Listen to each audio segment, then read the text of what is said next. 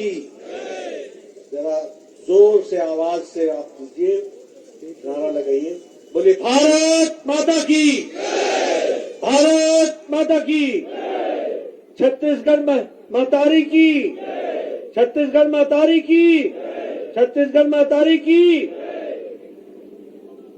आज के इस कार्यक्रम में हमारे यहाँ के प्रत्याशी श्री हरीशचंद्र राठिया जी, हमारे अरुणधर दीवान जी जिला के महामंत्री, हमारे राकेश तिवारी जी विधानसभा के प्रभारी, राधेश्याम राठिया जी विधानसभा के संचालक, सम्मानित मंच, हमारे सभी वरिष्ठ पदाधिकारी कार्यकर्ता बंधु और यहाँ इतनी बड़ी संख्या में आए हुए देवी और सज्जनों, सबसे पहले तो आप सब लोग इतनी बड़ी संख्या में यहाँ पर हमारे हरीशचंद्र राठिया जी को आशीर्वाद देने के लिए आए हैं।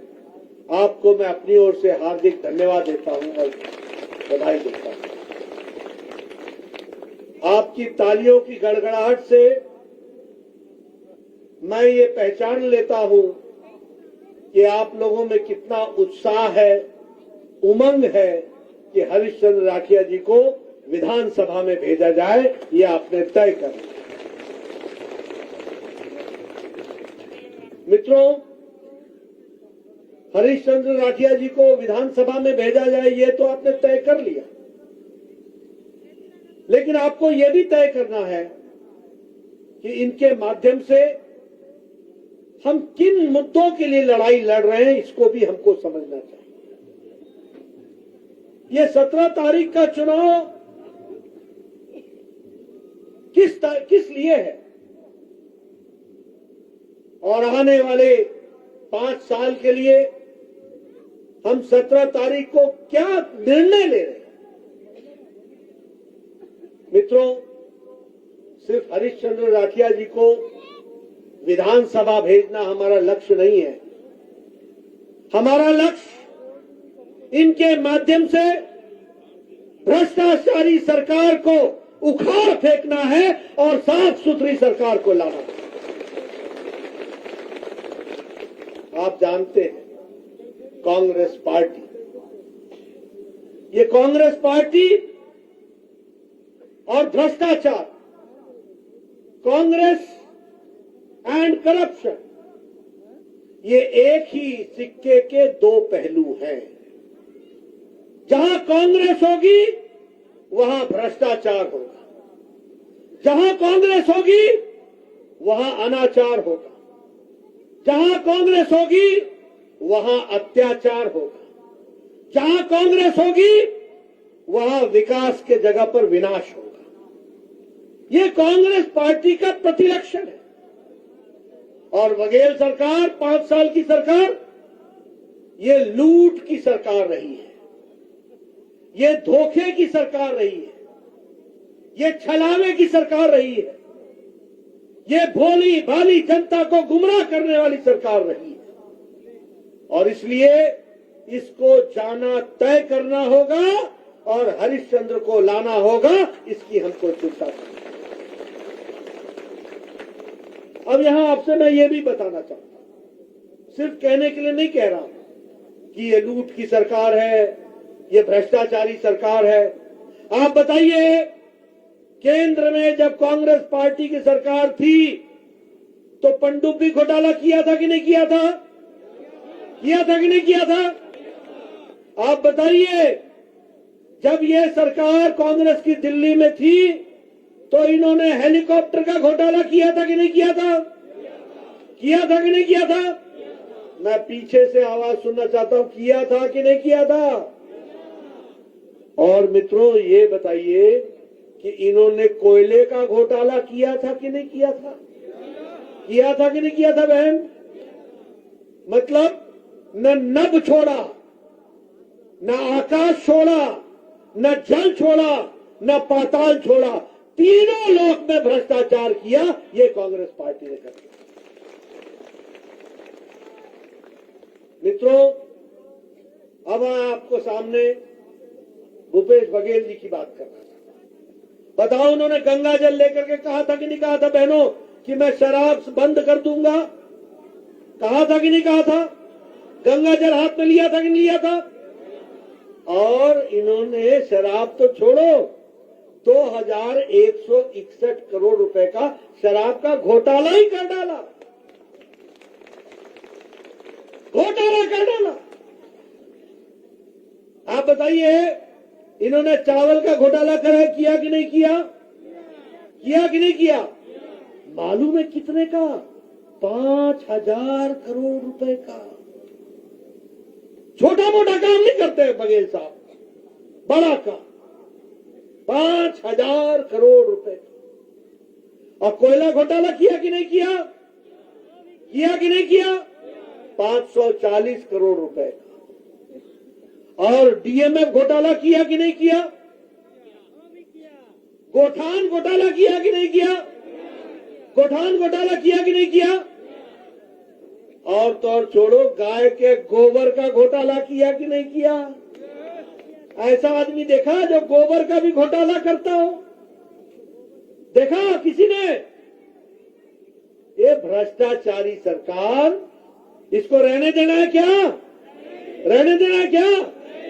और अब तो इन्होंने सत्ता पाने के लिए सत्ता में भी घोटाला किया है, सट्टेबाजी भी की है। सत्ता में आने के लिए सट्टेबाजी का घोटाला। कितने का घोटाला है? 6000 करोड़ रुपए का घोटाला। और एक आदमी है असीम दास, उसने बयान दिया है कि मैंने छत्तीसगढ़ के चुनाव के लिए भूपेश बघेल को 508 करोड़ रुपए दिए। ये भ्रष्टाचारी लोग आपकी सेवा करेंगे क्या? आपकी सेवा करेंगे क्या? इनको जाना है कि नहीं जाना है? और एक बात और बताओ, ये धोखे की सरकार है कि नहीं है? देखिए, मैं पूछना चाहता हूं, आपका बिजली का बिल आधा हुआ क्या? बिजली का बिल आधा हुआ क्या? बघेल ने बोला था कि नहीं बोला था कि बिजली का बिल आधा कर देंगे? हुआ क्या? आपको बेरोजगारी भत्ता मिला क्या मेरे नौजवान? क्या बोला था? 2500 देंगे, बोला था कि नहीं बोला था? बेरोजगारी भत्ता देंगे बोला था ना? मिल गया क्या? और बताइए, इन्होंने कहा था कि नहीं कहा था बहनों कि 4 गैस का सिलेंडर मुफ्त देंगे? 4 गैस का सिलेंडर मुफ्त देंगे, दिया क्या बहन? मिला क्या? और इन्होंने कहा था कि नहीं कहा था कि 50,000 टीचर हम आदिवासी भाई लगाएंगे? कोई लगा गांव में? कोई लगा? बताओ भाई, कोई गांव में लगा आदिवासी टीचर? और इन्होंने कहा था कि हम मंथली अलाउंस महीनों को 500-500 रुपए देंगे। मिला क्या बहनों? मिला क्या? और उसी तरीके से इन्होंने कहा था कि भूमिहीन किसान को घर देंगे। घर देना तो छोड़ो, 12 लाख घर जो मोदी जी ने पक्के मकान दिए थे, उसको भी भूपेश बघेल ने रोक दिया, वो भी नहीं आने दिया। इसको भी आपको ध्यान में रखना है। ऐसी सरकार जो जनता विरोधी, जो जनता विरोधी सरकार है, ऐसी सरकार को रहने देना है क्या? रहने देना है क्या? इनको जाना है कि नहीं जाना है?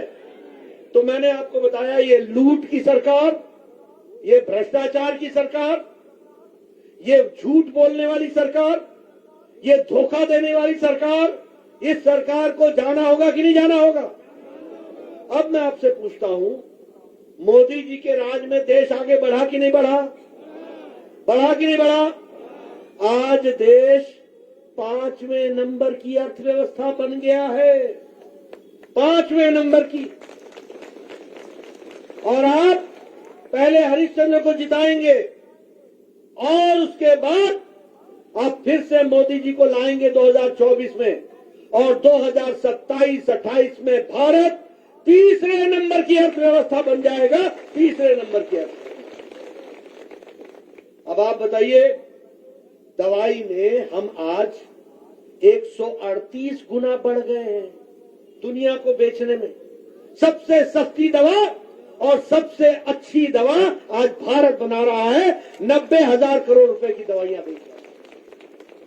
और उसी तरीके से पेट्रोकेमिकल्स में हम 106% आगे बढ़ गए हैं। हम इस्पात में दूसरे नंबर का प्रोडक्शन कर रहे हैं। आयरन में हम दूसरे नंबर पर खड़े हैं। और ऑटोमोबाइल, ये जो गाड़ियां आप देखते हैं, इसमें हम तीसरे नंबर की मार्केट बन गए हैं। तीसरे नंबर की मार्केट बन गए। यह है भारत की प्रगति। और आप बताइए, ये प्रधानमंत्री जी ने 80 करोड़ की जनता को 5 किलो गेहूं देने का तय किया कि नहीं किया? और 5 किलो चावल देने का तय किया कि नहीं किया? 1 किलो दाल देने का तय किया कि नहीं किया? अभी 2 दिन पहले उन्होंने घोषणा की कि नहीं कि अगले 5 साल तक ये प्रधानमंत्री गरीब कल्याण अन्न योजना मिलता रहेगा। लेकिन आपके भूपेश बघेल यहां उसको ठीक से बटने नहीं देता है। ऐसी सरकार को रहने देना क्या? अब आपने ऊपर मोदी जी और यहां हरिश्चंद्र, सीधा अनाज आप तक पहुंचे और ढंग से पहुंचे, इसकी आपको व्यवस्था करनी पड़ेगी। उसी तरीके से प्रधानमंत्री किसान सम्मान निधि 30 लाख लोगों को, ये पीएम साहब सीधे 30 लाख किसानों के खाते में 2-2 हजार रुपए हर चौथे महीने डाल रहे हैं कि नहीं डाल रहे हैं? डाल रहे हैं ना, हर चौथे महीने। आज 12 करोड़ किसानों को किसान सम्मान निधि में मिल रहा है। प्रधानमंत्री आवास योजना हमने तय किया है। आप हरिश्चंद्र को भेजेंगे, हमारी सरकार बनेगी, पहली कैबिनेट में हम तय करेंगे कि छत्तीसगढ़ में 18 लाख पक्के मकान बना करके दिए जाए। लेकिन ये भी याद रखो कि मोदी जी ने आपको 14 लाख मकान भेजे थे और 12 लाख मकान भूपेश बघेल ने बनने नहीं दिए। बीच में रोड़ा रहा। मैं ठीक बोल रहा हूं कि नहीं बोल रहा हूं? 12 लाख मकान वापस हुए। ऐसी सरकार रहने देनी है क्या? इसलिए उनको भेजना जरूरी है, हरिश्चंद्र को लाना जरूरी है। अब मैं आपको बताता हूं, आयुष्मान भारत, हम लगभग 1 करोड़ 80 लाख को छत्तीसगढ़ में, और 1 करोड़ 80 लाख कौन है? रेडी वाला, फेड़ी वाला, रिक्शा वाला, ठेला वाला, बस का ड्राइवर, बस का क्लीनर, बाल काटने वाला, ठेला चलाने वाला, कूड़ेदान से प्लास्टिक इकट्ठा करने वाला, रिक्शा चलाने वाला, ऐसे गरीब लोगों को मोदी जी ने 5 लाख रुपए का गंभीर बीमारी से लड़ने के लिए हर साल 5 लाख रुपए का उनको आर्थिक मदद दी है। और अब जब आप हरिश्चंद्र को भेजोगे तो हमारी सरकार जब बनेगी तो अब हम हर साल 10 लाख रुपए आपको भेजेंगे। इसलिए मित्रों, हम जिस तरीके से काम कर रहे हैं, मैं आपके सामने बोलना चाहूंगा कि हमारे ट्राइबल भाई यहां बैठे हैं। आपका बजट मोदी जी ने दुगना कर दिया है और scheduled caste component, tribe component का बजट तिगुना कर दिया है, 3 गुना कर दिया है। एकलव्य विद्यालय का बजट 22 गुना कर दिया गया है और ट्राइबल विद्यार्थी के स्कॉलरशिप का 2.5 गुना कर दिया गया है। इस तरीके से विकास हुआ है। हम लोगों ने तय किया है कि कृषक उन्नति योजना के तहत प्रति हेक्टेयर को 21 क्विंटल की 3100 रुपए में धान की खरीदी की जाएगी। इसको भी याद रखें। और बारदाना की व्यवस्था की जाएगी। उसी तरीके से हमारे आदिवासी भाइयों को जो तेंदुपत्ता इकट्ठा करते हैं, उनको प्रति मानक बोरा पर 5,500 रुपए दिया जाएगा और इकट्ठा करने वाले को 4,500 का बोनस दिया जाएगा। साथ में चरण पादुका योजना फिर से चलाई जाएगी और चरण पादुका भी उनको दी जाएगी। उसी तरीके से महतारी वंदन योजना में हर माता को जो विवाहित है, उनको हम 12,000 रुपए साल का देंगे उनके विकास में। उसी तरीके से हम 1 लाख नौजवान, सुन लें, 2 चीजें करेंगे।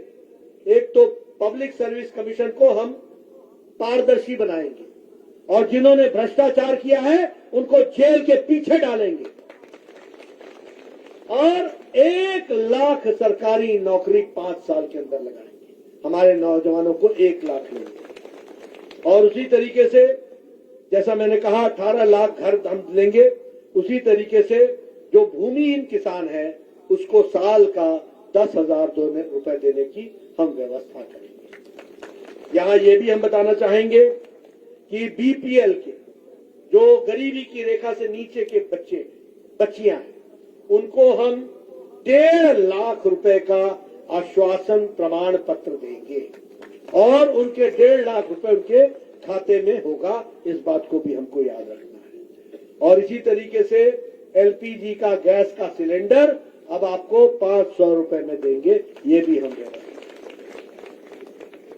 अब मैं ये भी आपको बताना चाहता हूं, जब मैं यहां पर आया कि जब मैं हरीश राठिया जी की स्कीम की बात कर रहा हूं तो ये भी बताना चाहूंगा कि नेशनल हेल्थ मिशन में आपके क्षेत्र को 300 करोड़ रुपए मोदी जी ने सिर्फ स्वास्थ्य के लिए भेजा है। धर्मजयगढ़ के कॉलेज को बनाने के लिए, नई बिल्डिंग के लिए, उसके लिए भी पैसा भेजा था। उसी तरीके से हमारे घरघोड़ा कॉलेज के लिए भी भाजपा सरकार ने इसको खोला था।